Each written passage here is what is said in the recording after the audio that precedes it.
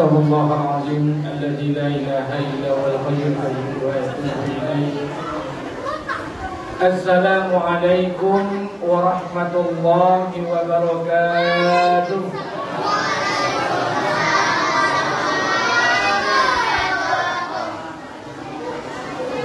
Alhamdulillah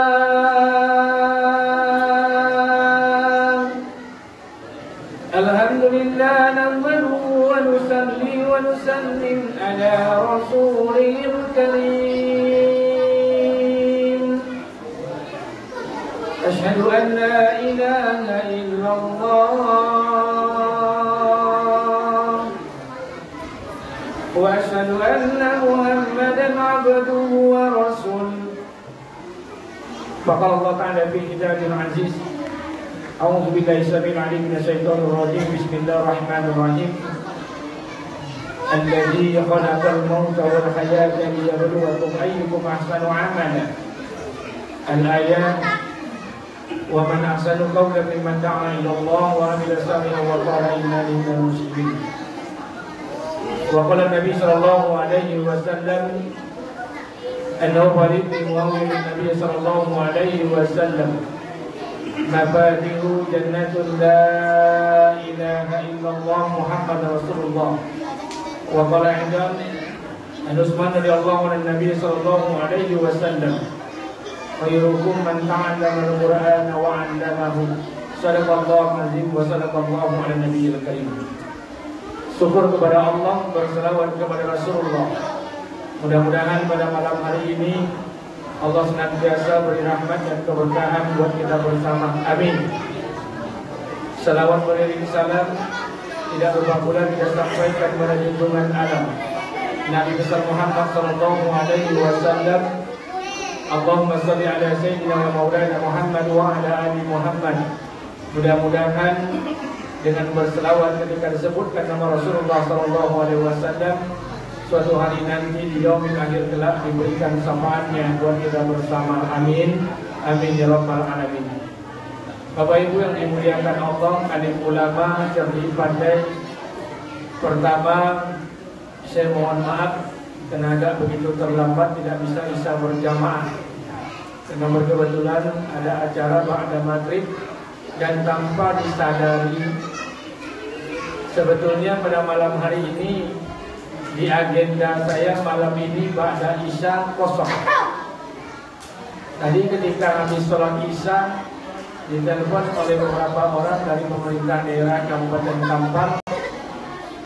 Ada tamu yang datang, salah seorang pejabat di desa Karaibangun, dan yang tak jauh dari rumah saya. Kemudian beliau menelpon saya untuk bisa hadir. Tadi saya janjikan dengan beliau, insya Allah kalau cepat jam 9 saya langsung datang ke sana, karena acaranya pun sama.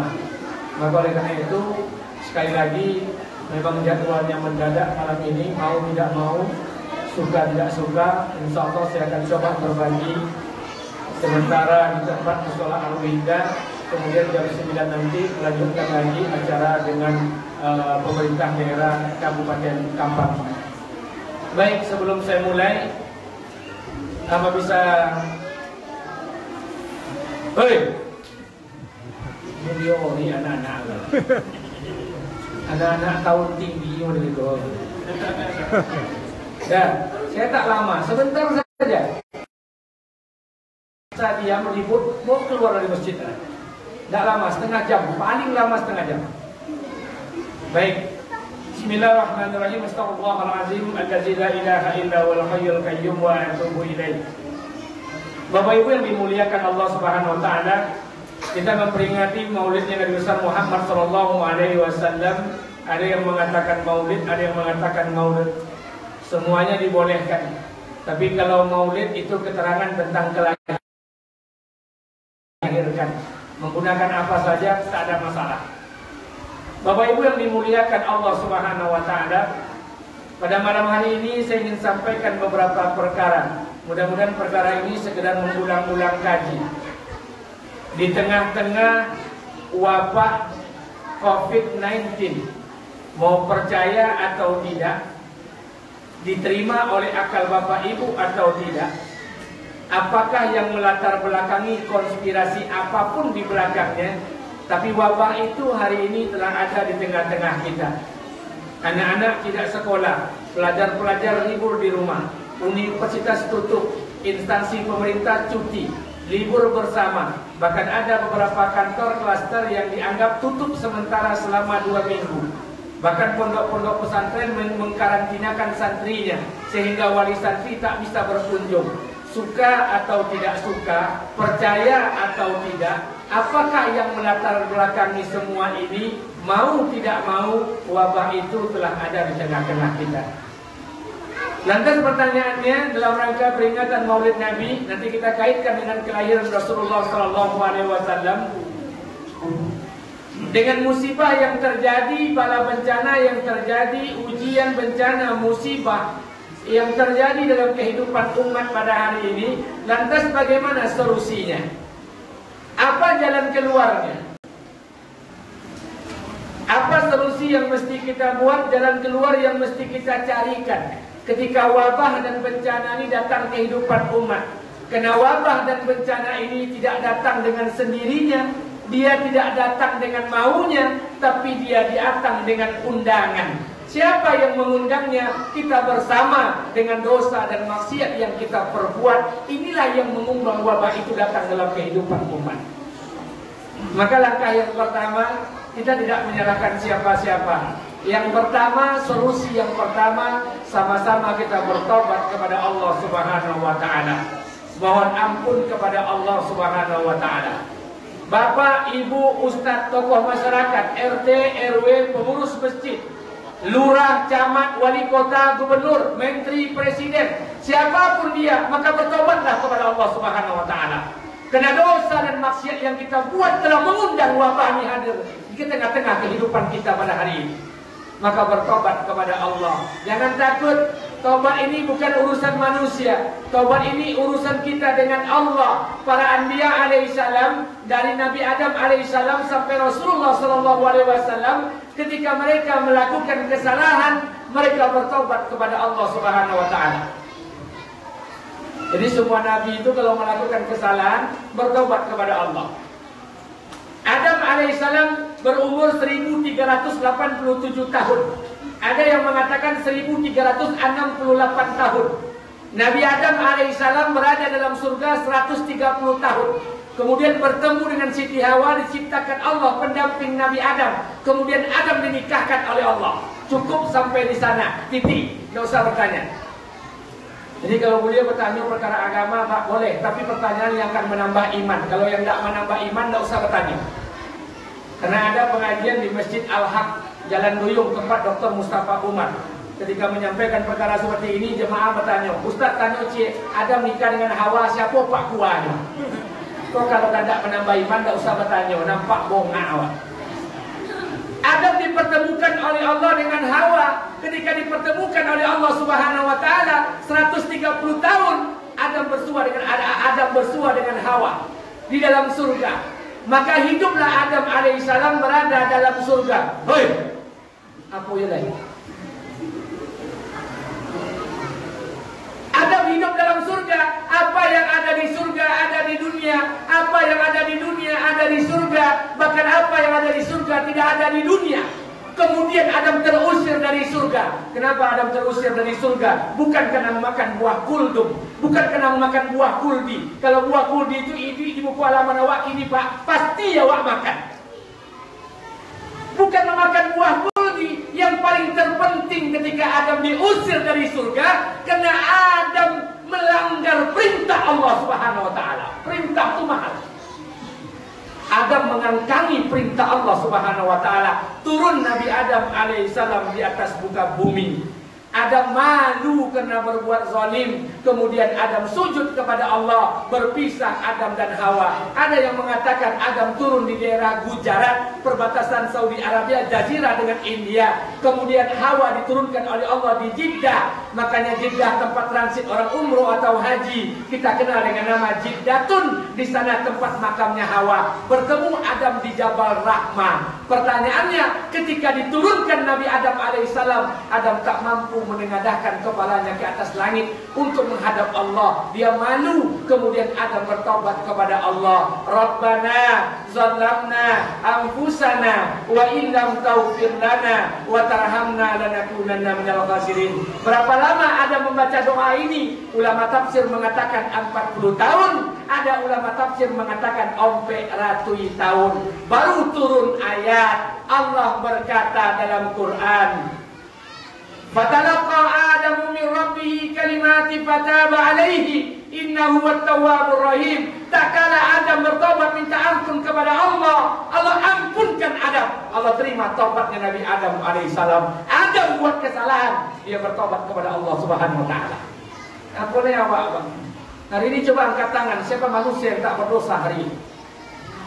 RT, RW, ketua masjid, ustaz, alim ulama, cerdik pandai, pejabat pemerintah, orang-orang khawas, semua kita berdosa hari ini. Maka langkah yang pertama kita bertobat kepada Allah. Demi Allah bertobat. Berapa banyak harta orang kita makan, berapa banyak uang masjid telah kita selewengkan, berapa banyak tanah orang yang kita ambil, berapa banyak harta anak-anak yatim yang telah kita makan, berapa banyak hati orang yang tersakiti dengan perasaan, lisan, bahkan bahasa tubuh kita.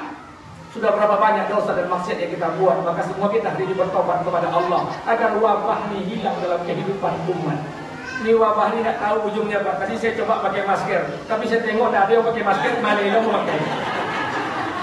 Awak sengaja pakai masker, taat protokol kesehatan. Tengok jamaah cik pun tak pakai masker. Malulah mau buka. Takut polisi sama-sama mereka. Satu. Saya baru pulang dari Ujung Batu, Rohul. Besok saya berangkat ke Nagabrali, Alam Panjang, lanjut Ujung Batu, Pendalian sama Pasir Pangarayan, 6 titik. Berangkat mungkin besok pagi jam 7. Saya ingin sampaikan buat kita bersama. Protokol kesehatan yang ditetapkan oleh pemerintah, mulai daripada masker, mulai daripada hand sanitizer, desinfektan, apa namanya, PSBB, pembatasan sosial berskala besar, PSBM, pembatasan sosial berskala menengah, mikro, dan sebagainya. Mulai daripada peraturan-peraturan protokol kesehatan, mencuci tangan, perlengkapan, masker, dan lain sebagainya. Hanya mampu, kata dokter, menghindari kita dari wabah ini cuma 20%, menghindari wabah datang ke tubuh kita. Sisanya 80% kita mau mengadu dengan siapa kalau tidak dengan Allah. Tidak ada cara lain. Umat dihantui rasa ketakutan, waspada terhadap COVID, terhadap wabah, wajar. Tapi terlampau takut sesuatu hal yang menaikkan, yang menaaskan kehidupan umat. Saya ingin sampaikan buat kita bersama, Bapak Ibu yang dimuliakan Allah Subhanahu wa taala. Maka langkah pertama ini Pak, tidak ada jalan lain, kita semua bertobat kepada Allah. Pulang hari ini dari masjid, laksanakan salat tobat. Yang ingin salat tobat 2 rakaat, salat tobat 2 rakaat, menangis pada Allah, mengakui dosa dan kesalahan kita. Timbul pertanyaan, Pak Ustaz, doa itu kan, tobat itu kan bukan dipublikasi. Betul. Tobat tidak perlu dipublikasi. Syarat tobat itu cuma 2. 1, menyesal. Syarat taubat itu 2, rukun taubat itu 2 Pak. Pertama, menyesal. Yang kedua, tidak akan mengulangi perbuatan. Rukun taubat, menyesal dan tidak pernah mengulang dan tak akan mengulangi perbuatan itu. Pulang ke rumah, ambil duduk sembahyang taubat. Bagaimana cara Ustaz? Ini mohon maaf, saya sampaikan kisah Nabi Musa alaihissalam. Nabi Musa alaihissalam suatu ketika dia istisqa, minta hujan. Karena di kalangan Bani Israel ketika itu kemarau yang sangat panjang. Nabi Musa mengumpulkan Bani Israel. Bani Israel kok Pak, Bu, ini satu kaum yang banyak Allah turunkan Nabi kepadanya. Bani Israel kok banyak Nabi Allah turunkan di sana. Ibrahim buat Bani Israel, Isa buat Bani Israel, Musa buat Bani Israel. Suatu ketika Nabi Musa kumpulkan Bani Israel, istisqa, minta hujan pada Allah, salat minta hujan. Ketika Nabi Musa berdoa kepada Allah meminta hujan, Allah tidak turunkan hujan. Apa kata Nabi Musa? Kalamullah, bisa berbicara dengan Allah. Wahai Allah, kenapa kau tak turunkan hujan?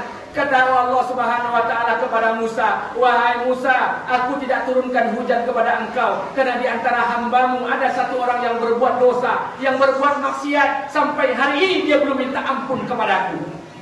Maka Nabi Musa alaihissalam panggil, serukan kepada jamaahnya, kepada kaumnya, wahai kaumku Bani Israel, siapa di antara kalian yang berdosa, yang bermaksiat, bangun, berdiri, bertobatlah kepada Allah. Umat Nabi Musa itu sama jawab Pak. Disuruh mengaku berdosa, mana lah ada bapak-bapak ibu-ibu yang berdosa coba togak, mana lomo. Sama. Bani Israel tak mau suruh berdiri. Kemudian Nabi Musa kembali berdoa, ya Allah turunkan hujan. Ketika Nabi Musa berdoa, hujan tak turun lagi. Apa kata Allah Subhanahu Wa Taala? Wahai Musa, sesungguhnya umatmu dari Bani Israel belum ada yang bertobat kepadaku yang telah berbuat dosa dan maksiat. Nabi Musa tanya lagi kepada kaumnya, wahai kaumku yang berdosa dan bermaksiat, bangunlah kalian, bertobatlah kalian kepada Allah. Tak satu pun Bani Israel yang bangun berdiri untuk bertobat. Kemudian sebelum Nabi Musa berdoa untuk yang ketiga kalinya, Allah telah turunkan hujan yang sangat lebat. Nabi Musa tanya kepada Allah, wahai Allah, aku belum meminta hujan kepada engkau, tapi engkau turunkan ya Allah. Apakah umatku sudah bertobat? Kata Allah, wahai Musa, walaupun kau belum meminta, tapi hambamu dari kalangan umatmu, satu orang telah bertobat menyesali dosa dan perbuatannya. Kemudian dia duduk di hadapan engkau, meneteskan air mata. Ketika air matanya itu jatuh ke muka bumi, maka ketika itulah aku turunkan pertolongan hujan sangat lebat kepada engkau. Apa kata Musa? Wahai Allah, tidak ada umatku yang mengaku. Siapa umatku yang berdosa? Tunjukkan kepadaku ya Allah, agar aku tahu. Kata Allah, wahai Musa, umatmu berpuluhan tahun bermaksiat kepadaku, berpuluhan tahun berbuat dosa kepadaku. Aku tutup aibnya. Hari ini dia bertobat, takkan mungkin aibnya kubuka di hadapan engkau. Bertobat kepada Allah, demi Allah. Tidak ada satupun kita yang tidak berdosa hari ini. Pulang ke rumah, berbuat kebaikan dan bertobat kepada Allah. Kita rindu Pak, anak-anak kita mengaji ke masjid. Kita rindu anak-anak kita sekolah di SD. Kita rindu anak-anak kita sekolah di SMP. Kita rindu mengunjungi anak-anak kita di pondok pesantren. Semua ekonomi lumpuh hari ini kehidupan umat. Apa yang terjadi? Karena umat telah mengundang kemurkaan dan kemarahan Allah Subhanahu Wa Taala. Maka langkah yang pertama kita bertobat. Iko ulun maulid Nabi, ko pengantar baru. Satu, kita bertobat. Harus saya sampaikan, kita semua hari ini yang telah berbuat dosa dan maksiat, bertobatlah kepada Allah. Yang kedua, apa yang kedua? Yang kedua adalah senantiasa meningkatkan kualitas iman. Kualitas iman dan amal. Ini yang kita peringati maulidnya Nabi besar Muhammad sallallahu alaihi wasallam. Rasulullah sallallahu alaihi wasallam dilahirkan di kota Makkah. Pertanyaannya, ada yang tahu Pak, kenapa Nabi lahir di kota Makkah? Kenapa Nabi lahir tidak di kampung dalamnya? Ada yang tahu Pak, kenapa Nabi dilahirkan di kota Makkah? Ada yang berani jawab? Kenapa Nabi dilahirkan di kota Mekah? Kalau pertanyaan tadi, siapa yang menemani Nabi? Ibu Nabi meninggal di mana? Di kota Abwa, itu gampang. Kini apa masalahnya kok Nabi lahir di kota Mekah? Ada yang bisa jawab? Ustaz Elizal hadinya mana? Itu undang kamu, ini tidak ada. Ngisi acara, tengok spanduk tadi, spanduk di Ruhul Jadid. Aku kalau tahunya boi, aku tidak tahu boi kemana. Bila sampai kemarin baru dikirimnya. Yalah. Kenapa Nabi Muhammad dilahirkan di kota Makkah? Kenapa Nabi tak dilahirkan di tempat lain? Ada apa dengan kota Makkah? Maka ini saya sampaikan, Nabi Muhammad sallallahu alaihi wasallam Nabi akhir zaman, kuntum khaira ummah ukhrijat linnas. Kita ni umat yang terbaik, Nabi kita pun Nabi yang terbaik. Tidak ada lagi Nabi setelah Rasulullah sallallahu alaihi wasallam, khataman nabiyyin la nabiyya ba'da. Penutup daripada para nabi. Tidak diturunkan Allah lagi nabi setelah Rasulullah sallallahu alaihi wasallam. Maka Rasulullah sallallahu alaihi wasallam dilahirkan di kota Makkah. Menurut ahli hikmah, kenapa Nabi dilahirkan di kota Makkah? Karena Makkah merupakan tonggak sejarah. Makkah merupakan guidance awal, petunjuk awal seluruh para anbiya alaihissalam turun ke muka bumi. Karena di Makkah ada bangunan situs tertua di muka bumi yang sampai hari ini kita hadapkan wajah kita untuk beribadah, yaitu Ka'bah. Ini yang kata Allah dalam Al-Quran, Inna awala baiti mudi'a lin-nasi lallazi bi Bakkatan mubarakah. Maka Rasulullah diturunkan oleh Allah di kota Mekah. Nabi lahir di kota Mekah. Timbul pertanyaan, ayah Nabi tidak akan berubah, ibu Nabi tak akan berubah. Ayah Nabi Abdullah, ibu Nabi Aminah. Ayah Nabi ini orang baik, Abdullah bin Abdul Muthalib sampai ke atas.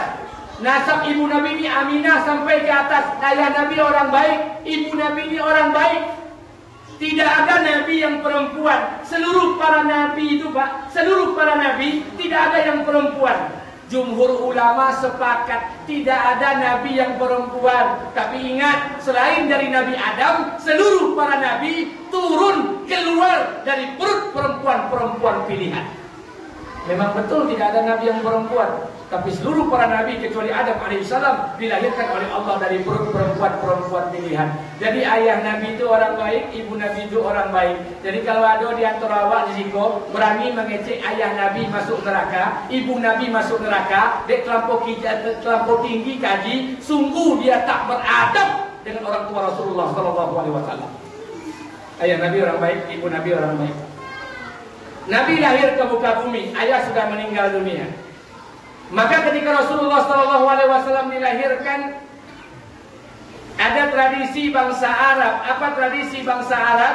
Tradisi bangsa Arab, kalau ada perempuan melahirkan satu orang anak, maka anak yang dilahirkan itu disusukan oleh perempuan lain, bukan ibu kandungnya. Kok tradisi bangsa Arab, kalau ada perempuan beranak dan menyusukan anaknya, ndak omak, dicari perempuan lain untuk menyusukannya. Itu tradisi bangsa Arab. Kira-kira tradisi kok elok atau buruk? Kamu tanya ke ibu-ibu, tradisi kok elok atau buruk? Kamu tanya ke ibu-ibu, tradisi kok elok atau buruk? Apa? Allahu a'lam.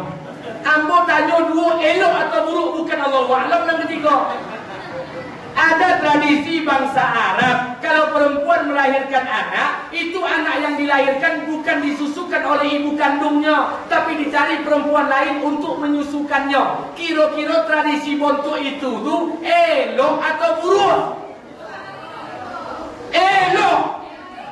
Siapa jawab buruk? Bagus tradisinya, karena yang menyusukan Rasulullah itu orang-orang pilihan juga, manusia juga.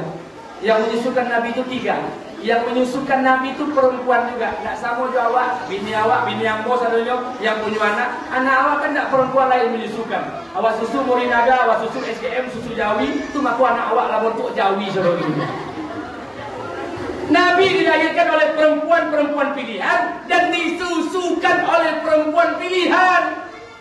Bukan perempuan sembarangan. Ada yang mengatakan 3 orang penyusu, ada yang mengatakan 2 orang penyusu. Tapi ulama sepakat, jumhur ulama yang terkenal menyusukan itu adalah Halimatus Sa'diyah. Walaupun Suwaibah, amba sahaya Abu Lahab pernah menyusui Nabi sebentar, tapi yang paling lama Halimatus Sa'diyah, orang pilihan yang melahirkan wanita pilihan, yang menyusukannya pun wanita pilihan.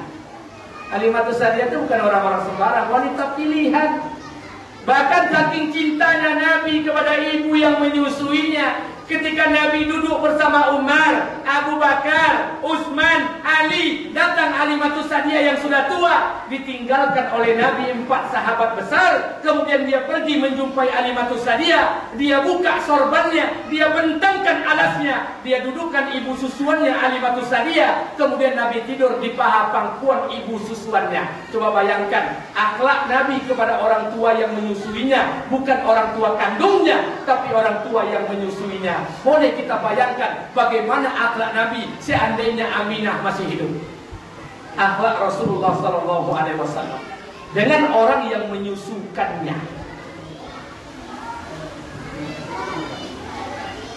Kau ceramah kau habis kau pakai makan kue, Banda? Hah? Nah, kalau iya aku tidak bisa makan kue, copek-copek bungkui. Kalau memang dia hijau, aku tidak bisa. Baik, lanjut. Itu Nabi SAW. Akhlak yang ditunjukkan Rasulullah SAW. Karena ada Nabi yang diutus oleh Allah untuk mengurus satu kaum. Ada Pak? Ada Nabi yang diutus oleh Allah untuk mengurus satu keluarga. Ada Nabi yang diutus oleh Allah untuk mengurus satu bangsa. Ada Nabi yang diutus oleh Allah untuk mengurus satu negara. Ada Nabi yang diutus oleh Allah mengurus satu keluarga, Adam alaihissalam. Diutus oleh Allah Adam untuk mengurus satu keluarga. Si keluarga diurusnya. Anak Adam tu ompek puluhan, 20 pasang. Nabi Adam diutus oleh Allah mengurus satu keluarga, 20 pasang ompek puluhan. Kalau sempat bini awak punya anak ompek puluh, awak laki kau pingsan enggak? Adam punya anak 20 pasang, 40 orang. Nabi Adam diutus oleh Allah untuk mengurus satu keluarga. Ada Nabi yang diutus oleh Allah untuk mengurus satu kaum, Nabi Nuh alaihissalam. Ada Nabi yang diutus oleh Allah mengurus satu bangsa, Ibrahim alaihissalam, Musa alaihissalam. Ada Nabi yang diutus oleh Allah untuk mengurus satu negara, Nabi Sulaiman alaihissalam, Nabi Daud alaihissalam. Ada Nabi yang diutus oleh Allah bukan mengurus keluarga, bukan mengurus kaum, bukan mengurus bangsa, bukan mengurus negara, tapi Nabi yang diutus oleh Allah di saat orang sudah berpecah sampai ke seluruh penjuru dunia. Itulah Rasulullah sallallahu alaihi wasallam. Di saat orang sudah banyak di permukaan bumi, Allah utus Nabi Muhammad dalam sebuah konsep rahmatan lil alamin. Diutuslah Rasulullah sallallahu alaihi wasallam di antara perbedaan-perbedaan umat, di tengah berkecamuknya perbedaan yang ada, diutus baginda Nabi Muhammad sallallahu alaihi wasallam. Umur Nabi kita tidak lama, Pak. Umur Nabi kita singkat saja. 1 sampai 40 diangkat jadi Rasul. 13 tahun di kota Makkah, 10 tahun di kota Madinah. Selesai umur. Ladang kerja Nabi cuma 2, Mekah Madinah, Mekah Madinah, Mekah Madinah. Tidak pernah sampai Nabi ke Indonesia. Umur Nabi singkat, beda sama Nabi Nuh. Nabi Nuh itu umurnya 1000 kurang 50 tahun, 950 tahun.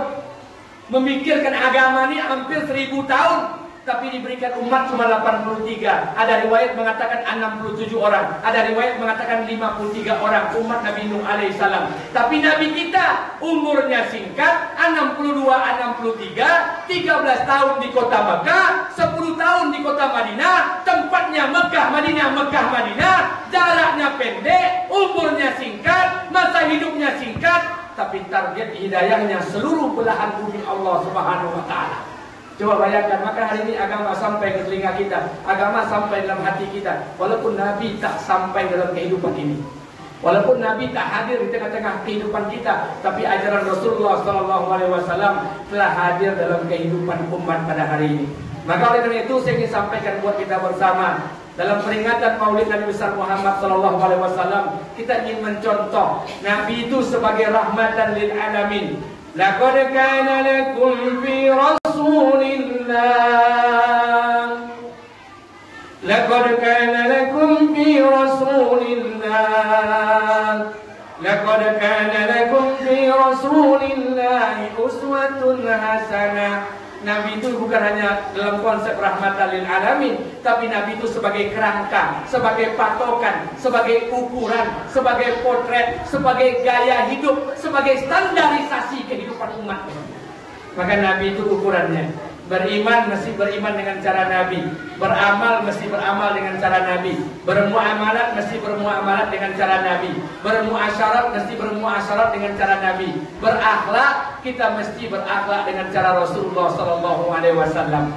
Timbul pertanyaan, Pak Ustaz, ada orang tanya dengan saya di Masjid Al-Muhajirin Damai Langgeng. Apa katanya? Bagaimana kita mencontohi Nabi, Pak Ustaz? Sementara Nabi itu hidup dengan kita 1442. Jarak ruang waktu yang sangat jauh, 1442 tahun baru Hijriah. Jarak Nabi dengan kita begitu jauh. Negara kita ini begitu jauh. Kalau seandainya kita ke Mekah butuh waktu 9 jam menempuh Mekah Madinah. Lantas bagaimana kita mengikuti Nabi Muhammad SAW? Qala Allah wa qala Rasulullah SAW. Apa yang dikatakan Allah, apa yang dikatakan Rasul. Lantas bagaimana kita bisa mengikuti Nabi di antara jarak yang sangat jauh? Maka oleh karena itu ada rentetan sejarah. Bapak Ibu yang dimuliakan Allah, saya minta pada kita bersama, kita ini paham sejarah. Kalau sudah paham sejarah, baru kita paham rentetannya, baru paham hikmahnya. Kita belajar agama bukan langsung dengan sahabat, kita belajar agama bukan langsung dengan Nabi, tapi ada rentetan sejarah. Rasulullah SAW habis Nabi masuk kurun yang pertama sahabat, meninggal sahabat masuk kurun yang kedua tabi'in, meninggal tabi'in masuk kurun yang selanjutnya tabi'ut tabi'in, sampai puluhan sampai hari ini Islam di tengah-tengah kita. Kesimpulannya kita belajar dengan agama dengan siapa? Kita belajar dengan agama hari ini dengan ustaz ulama-ulama yang ada di kampung kita. Karena kita hidup di Indonesia, kita beragama dengan apa yang diarahkan oleh ulama, ustaz, buya dan kiai yang mengajar agama kepada kita di tempat-tempat tinggal kita. Saya ingin sampaikan buat kita bersama, Pak, Bu, ini mohon maaf saja. Kalau ingin tersinggung, tersinggung lah. Kalau tidak diundang besok tidak konti, tidak ada masalah. Tidak ada masalah, saya akan sampaikan saja. 2 kali saya menyelesaikan masalah perkara ini. Pertama menyelesaikan masalah di Kulim, yang kedua menyelesaikan masalah di Kuantan Singini. Hanya gara-gara perbedaan mereka tak paham. Ini mohon maaf Pak, saya ingin sampaikan buat kita bersama. Orang-orang dulu paham dengan makna cinta. Kenapa makna cinta paham Pak? Paham. Kenapa pengorbanan makna cinta mereka lakukan? Contoh, Ambo, awak dulu. Awak dulu bercewek sama perempuan lain Pak. Walaupun dahulu belum masuk agama dalam hati awak, masih zaman jahiliyah gilo-gilo bercewek. Itu kalau kan dokek bulan puasa atau rayo, laba boli kalau te warna merah jambu di matahari no.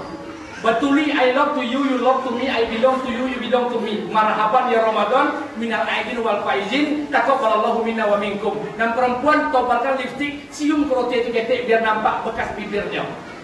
Luar biasa. Ketika awak mengirim surat tu awak berdebar-debar. Dah ada kirim surat ini langsung datang dah ada. Kirim hari kau seminggu baru tiba. Pakai perangko. Awak yang menunggu surat berdebar-debar hati, yang mengirim surat lah dibaca atau ulun, lah sampai atau ulun. Begitu banyak perjuangan sehingga nilai hikmah banyak bisa kita ambil. Tak sama juga anak muda gini loh, laki bini gini, baru nikah, baru bercewek seketik, baru dekat dengan perempuan. Tak perlu nulis surat dah, cukup ambil handphone, I miss you, adi foto kirim ke mesej WA, selesai.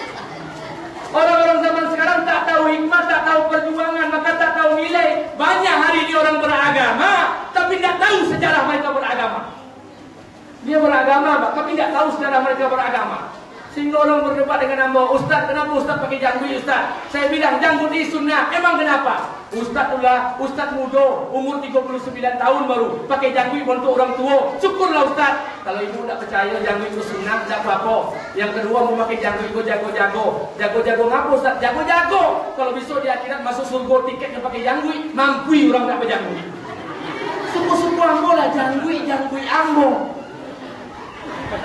Ustaz, kenapa Ustaz pakai jubah? Jubah ini kan tradisi orang Arab. Mohon maaf, saya mau sampaikan pada ibu. Jubah-jubah, dan boli bini ambo, dan menggosok bini ambo. Hari ini kita heboh mengurus urusan orang. Saya ingin sampaikan buat kita bersama. Orang kalau tahu sejarah beragama, mereka tidak akan berdebat lagi, Pak. Tidak akan berdebat. Kalau mereka tahu sejarah beragama. Kita umat Nabi, kita ni umat Nabi SAW. Kita ni umat Rasulullah, tapi bukan level sahabat, bukan level tabi'in, bukan level tabi'ut tabi'in. Kita ni umat Nabi yang hidup di Indonesia, yang belajar agama dengan ulama-ulama ustaz yang ada di Indonesia. Kan lucu Pak, ketik-ketik gua belajar agama sama ustaz-ustaz gua. Alif di atas A, alif bawah I, alif depan U, A, I, U, baduo di atas ban, baduo di bawah bin, baduo depan bun, ban, bin, bun. Mengaji sama ustaz-ustaz kampung contoh itu bisa mengenal Quran. Dek murid lah codiak lah kuliah tinggi-tinggi lah hebat-hebat ngaji. Pulang ke kampung lo maknya menubi ustaz tu masuk neraka. La ilaha illallah. Saya ingin sampaikan, orang kalau tak tahu punya adab seperti ini, saya ingin sampaikan buat kita bersama. Orang kalau tak tahu sejarah, mereka sulit untuk beragama. Kita bukan umat Nabi, kita ni umat Nabi, bukan level sahabat, bukan level tabi'in, tapi kita umat Nabi yang hidup di Indonesia, yang penuh dengan keanekaragaman. Maka li ta'arufu itu bukan saling kenal mengenal, saling memahami di antara kita. Pahami. Perbedaan bukanlah satu hal untuk kita saling mencela dalam kehidupan umat pada hari ini. Maka ingin saya sampaikan lewat kelahiran Rasulullah SAW di mimbar yang seperti inilah Nabi menyatukan umat, bukan di mimbar seperti inilah Nabi mencerai-berai umat. Sekarang saya tunjukkan. Nah, nggak perlu berdebat-debat. Saya ingin sampaikan buat kita bersama. Kita lihat sejarah. Zaman Nabi sama Rasul. Nabi itu hafal Quran. Sahabat itu hafal Quran. Ada jumlah sahabat berjumlah 124.000 sahabat. Ada 10 sahabat yang dijamin oleh Allah masuk surga. Bukan berarti yang lain tidak masuk surga, tapi ini yang dikenal oleh hadis 10 nama sahabat. Nabi itu hafal Quran, sahabat hafal Quran. Ibu-ibu percaya atau tidak Nabi itu hafal Quran? Percaya. Sahabat itu hafal Quran. Ketika Nabi masih hidup, ketika sahabat masih hidup, apakah sudah ada Al-Quran? Oh, kenapa? Nabi masih hidup, Nabi hafal Quran, sahabat hafal Quran. Orang yang hafal Quran tidak perlu bawa Quran dong. Sama Jawa orang yang punya bini tidak perlu bawa foto bini dong. Kalau ada bapak bawa foto bini itu tanda orang hafal dengan wajah bini. Nabi hafal Quran, sahabat hafal Quran. Tapi setelah Nabi wafat, tinggal generasi kedua, generasi sahabat. Banyak sahabat yang wafat dalam perang, penghafal Al-Quran. Dikhawatirkan nanti banyak hilang penghafal Quran. Zaman Abu Bakar Siddiq sudah mulai dirancang pembukuan Al-Quran, dimushafkan zaman Utsman bin Affan radhiyallahu an, dibuatlah mushaf Al-Quran zaman Utsman. Rupanya Pak, Quran yang dibuat zaman Utsman, yang membuatnya sahabat kok level tertinggi setelah Nabi. Maaf, Bapak Ibu pergi ke kota Mekah, Madinah, umroh atau haji. Coba lihat di Mekah, Madinah, berapa banyak peninggalan infrastruktur Nabi. Bisa dikatakan tidak ada. Kalaupun ada hanya 10%. Lantas yang 90% Nabi tidak tinggalkan infrastruktur, tapi yang Nabi tinggalkan SDM, sumber daya manusia. Nabi menempa sahabat 30 tahun di kota Mekah, 10 tahun di kota Madinah. Di kota Mekah turun ayat namanya Al-Makiyah, di kota Madinah turun ayat namanya Madaniyah. Bayangkan 23 tahun Nabi tempa sahabat. Ketika Nabi wafat, lahir generasi-generasi setelah Nabi yang imannya, amalnya hampir sama dengan Rasulullah SAW. Generasi yang disiapkan, bukan infrastruktur yang dimewahkan. Maka level sahabat ini levelnya dokter spesialis. Bapak Koila berubah ke rumah sakit, bersuah dokter spesialis, dibuatnya resep. Pasti tidak pandai baca tulisannya. Tidak bisa, sahabat. Kelasnya sahabat batu tulisannya la ilaha illallah, tidak ada syakal, Qurannya tidak ada titik-titik, tidak ada harkat, tidak ada fathah, tidak ada doma, bingung bacanya. Generasi sesudah sahabat, Quran tidak dibaca oleh orang kota Mekah saja, Quran dibaca oleh orang Islam di penjuru dunia. Islam sudah berkembang, maka dibuatlah syakal, dibuatlah harkat, kasrah, fathah, doma, agar orang bisa baca Quran. Baru mulai orang bisa baca Quran. Quran dikirim ke seluruh penjuru dunia, Pak. Pertama sekali Quran dimasukkan ke Andalusia, maka di Andalusia berubah qiraat Quran. Maka cara baca Quran kok banyak. Ada namanya qiraat, ada namanya langgam, ada namanya dialek. Qiraatnya berubah, bacaannya berubah. Di Andalusia orang baca Quran beda sama awak wadduha wan laili idza saja. Di Andalusia orang baca wadduha wan laili idza saja. Loh, itu qiraat loh. Tidak ada yang kita marah. Quran bukan sampai masa ke penjuru dunia. Quran masuk ke Nusantara, Indonesia dimasuk.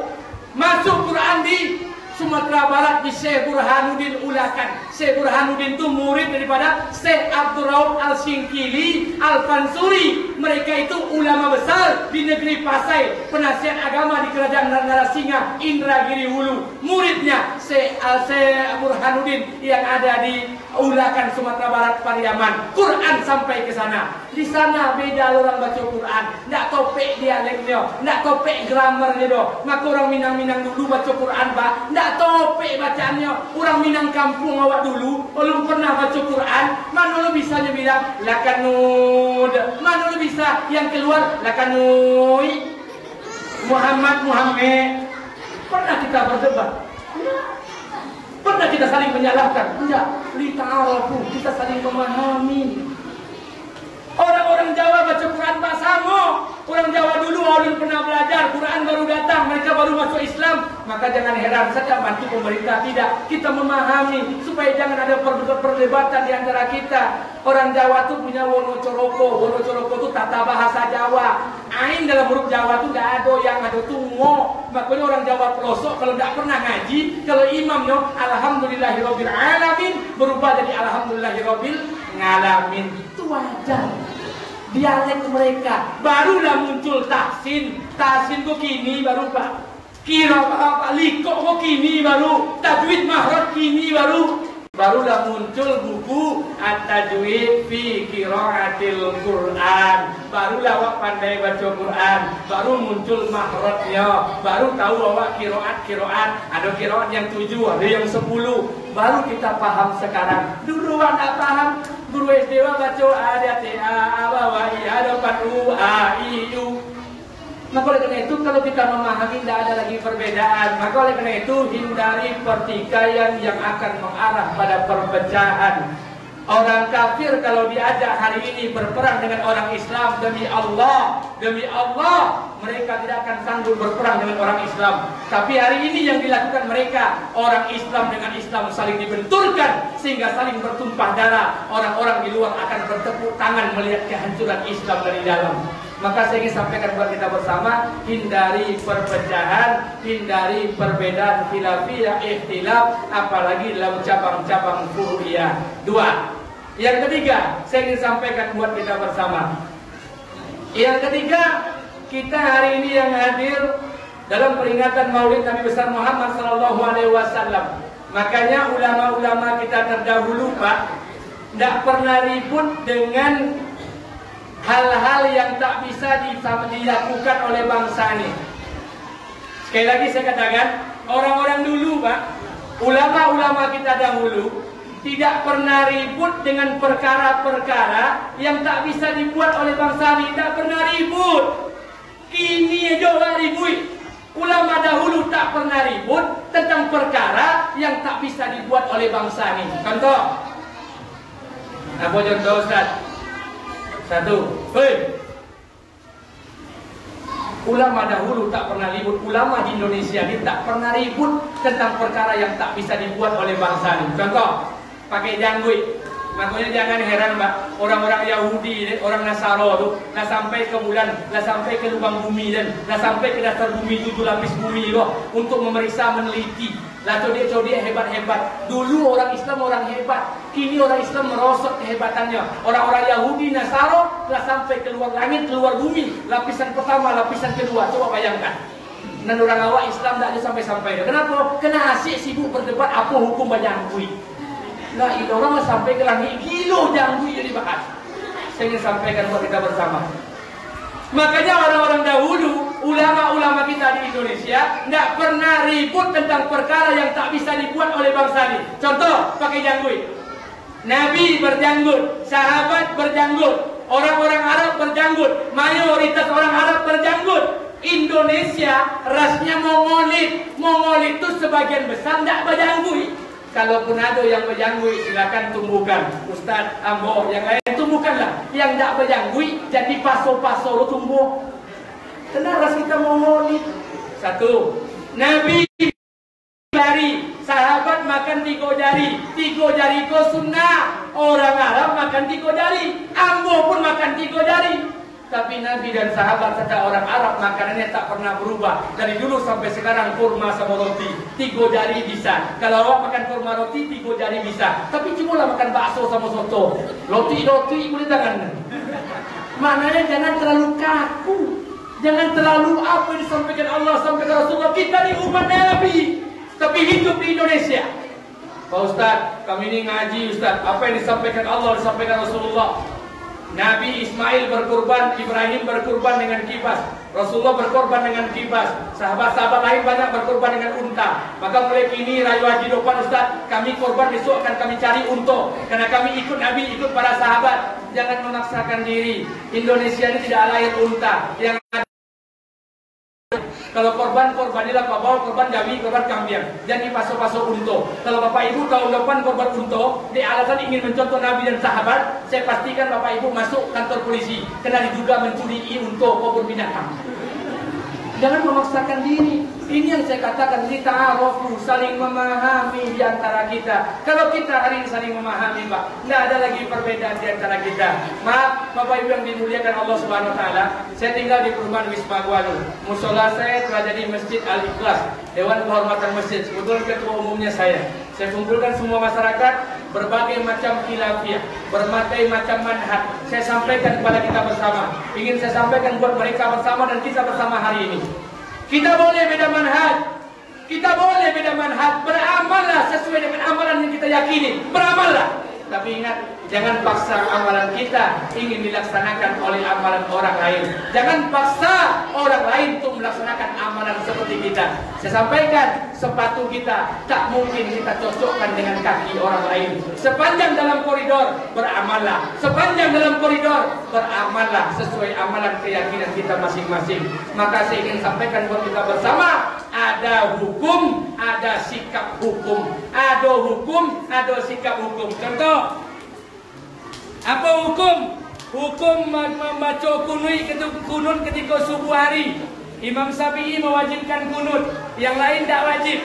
Hukum pertama mewajibkan kunut, Imam Syafi'i, yang lain tidak pakai kunut. Ini hukum. Ada dua pilihan, memilih salah satunya. Sikap hukum, jadi memahami, ditaruh ini kita memahami. Jangan memaksakan orang beramal seperti amalan kita. Jangan memaksakan amalan orang seperti amalan kita. Beramallah sesuai keyakinan kita masing-masing, sesuai dalam konteks koridor yang dibenarkan oleh Allah, oleh Rasulullah, dan pendapat para ulama-ulama yang terdahulu. Maka oleh karena itu, terakhir saya ingin sampaikan buat kita bersama, buat Bapak Ibu yang dimuliakan Allah. Satu hal ingin saya sampaikan buat kita bersama. Pak, Bu, walaupun tak sebanding jilbab sama masker saya bandingkan, saya ingin sampaikan buat kita bersama. Kira-kira pakai jilbab itu hukumnya wajib atau sunnah? Ambo tanya ibu, pakai jilbab itu hukumnya wajib atau sunnah? Ambo tanya sekali lagi, wajib atau sunnah? Tunggu apa telanjang jawab deh. La ilaha illallah. Saya ingin sampaikan, perkara wajib saja kita sibuk meninggalkannya, kemudian kita berdebat dengan perkara-perkara yang sunnah. Saya sampaikan pada Bapak Ibu yang dimuliakan Allah, mana yang utama Pak, sembahyang di rumah atau di masjid? Jujur jawab, di rumah atau masjid? Di rumah atau masjid? Sudahlah, saya lanjutkan, tersinggung memang. Saya ingin sampaikan kepada kita bersama, kita belajar. Kita ini bukan umat, kita ini bukanlah level sahabat. Kita umat Nabi yang bukan level sahabat, yang bukan level tabi'in. Kita ini umat Nabi yang belajar ingin mentaati Allah, mentaati Rasulullah di tengah-tengah kehidupan kita hidup di bangsa Indonesia ini. Maka oleh karena itu, terakhir saya ingin sampaikan buat kita bersama, keadaan umat hari makin memburuk, kesusahan umat hari makin memburuk. Orang-orang makin susah, ekonomi makin melemah. Tidak ada cara lain lagi hanya ada satu cara ketika kita dekat dengan Allah Subhanahu wa taala. Kita tak tahu apa ujung bencana ini semua. Apakah ini sebagai cikal bakal akan ditutupnya kehidupan dunia ini? Apakah cikal bakal ini akan menjadikan Allah sebagai seleksi fit and proper test orang-orang yang sukses dan gagal menghadapi kehidupan dunia ini? Wallahu a'lam bishawab. Kita hanya bisa berdoa kepada Allah Subhanahu wa taala. Berapa banyak saudara-saudara kita yang meninggal dunia dan keadaan wabah, semoga Allah mewafatkan mereka sebagai seorang syuhada. Amin. Kemudian kita yang hadir pada hari ini, semoga Allah berikan kekuatan buat kita bersama. Kita tak tahu lawan, tak tahu kawan. Kita tak tahu mana yang penyakit hari ini, mana yang tidak. Begitu banyak sumber informasi masuk ke telinga kita, sehingga kita sendiri pun tak paham dengan solusi dan jalan keluarnya. Maka oleh karena itu, dekatlah dengan Allah Subhanahu wa taala. Kemudian yang kedua, saya ingin sampaikan buat kita bersama, pesan buat kita bersama, terutama buat saya pribadi kita hari ini, terkait dengan wabah yang pandemi yang menyebar ke seluruh penjuru dunia pada hari ini. Berdoalah kepada Allah Subhanahu wa taala, bertobatlah kepada Allah Subhanahu wa taala. Kita tidak ingin berlama-lama dalam kehidupan seperti ini. Tapi satu hal lagi saya pesankan, membantu dalam keadaan sulit jauh lebih utama dibandingkan kita membantu dalam keadaan senang. Umat dalam kesusahan, ekonomi dalam keadaan melemah, umat Islam jauh daripada kehidupan nubuah. Maka oleh karena itu, sama-sama kita saling mengingatkan di antara kita bersama. Kita sama-sama membantu di antara kesusahan kita bersama. Semoga Allah Subhanahu wa taala angkat musibah dalam kehidupan umat hari ini. Kemudian Allah Subhanahu wa taala jadikan kita orang-orang yang selalu senantiasa bersabar ketika musibah datang dalam kehidupan ini. Amin. Amin amin amin ya rabbal alamin. Bapak Ibu yang dimuliakan Allah Subhanahu wa taala, sesuai janji saya mohon maaf, hari sudah jam 9. Saya akan menghadiri acara di Masjid Darul Iman di Dusun 2 Desa Talebangun, Kecamatan Kambang. Maka Oleh karena itu sekali lagi saya tak bisa berlama-lama hadir di tengah-tengah kita bersama untuk menikmati hidangan atau menyelesaikan acara sampai selesai. Sekali lagi saya mohon maaf yang sebesar-besarnya. Padi yang kita tanam belum tentu akan tumbuh, apalagi padi tak pernah kita tanam. Kita yang sholat, kita yang puasa, kita yang zakat, kita yang menutup aurat, belum tentu akan selamat, apalagi kita jauh dari Allah Subhanahu wa taala. Lebih dan kurang saya mohon maaf. Subhanallah wa bihamdika, asyhadu an la ilaha illa anta, astaghfiruka wa atubu ilaik. Assalamualaikum warahmatullahi wabarakatuh.